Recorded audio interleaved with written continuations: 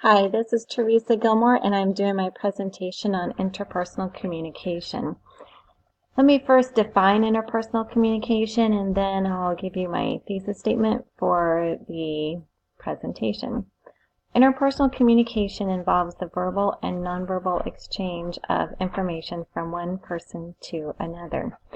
In this presentation, I want to talk about interpersonal communication in the workplace, and I want to specifically talk about 3 areas of communication that I've been working on within the workplace and let you know how that's coming along and what I've done to make improvements. First of all, we want to look at effective versus non-effective communication. I want to bring in some relevance to my audience.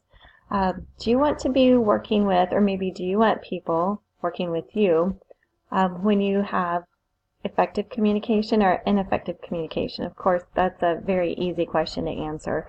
Do you want to be working with Brian, shown here on the screen, or do you want to be working with Bob? And I think we've had both situations in work at various times, and maybe even perhaps you were one or the other of these, or in the case of this presentation, maybe I've exhibited both qualities. To avoid these qualities and make our workplace better, we want to incorporate effective communication. We want our 9 to 5 to be a great job. We spend so much time there, so why not make it great?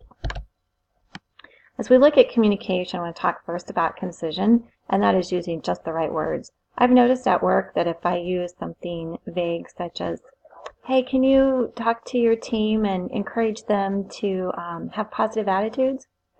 That's vague. But if I'm more concise and I tell a team member, hey, can you work with your team? And when you do, I want you to, at the end of the day, point out what you liked about their work and what they did well. And I will point that out too. And at the end of the day, I'm also going to give you some tips for improvement. It's more direct and it's concise. Tone is another aspect of communication that we need to be careful about. Our tone can convey happiness, excitement, or it can convey sarcasm, or it can convey total outright disgust. And of course, we want to make sure that our tone is appropriate to the workplace, and it should never have sarcasm and it should never have disgust. So, for example, with talking to my staff, I would want to say something like, hey, at the end of the day, can you make sure that you encourage one another? You find something specific that you can point out that you liked about what your team did. That's a good tone. A bad tone could be something like, my boss wants me, tell you at the end of the day, find something nice to say about each other. It's some sort of initiative that we're doing.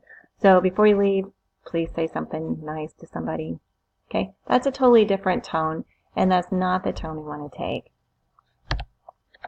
Listening. At the workplace, I found that simply listening is sometimes all that needs to be done. Sometimes I'll have someone come into my office and talk to me about a problem they're having with another department, and sometimes at the end I say, what can I do? What is a step that I can do to help you solve this problem? And they'll say, really nothing. I just wanted you to be aware of it going forward. And so I tell them, I appreciate that. And part of listening is asking questions, just like that question and other questions. We want to have positive work relationships in our 9 to 5. We need to make sure that our communication is good and effective. That can be handled through concision, saying exactly what needs to be said with the right words. It can be done with tone, making sure that our tone is effective and professional. And it can also deal with listening, making sure that our employees, employers, colleagues feel like they're supported by us. In my presentation, I have referenced definitions that come from Communication Leadership Vision, and I've also referenced key communication points from Mark Knapp's book, Nonverbal Communication in Human Interaction. When you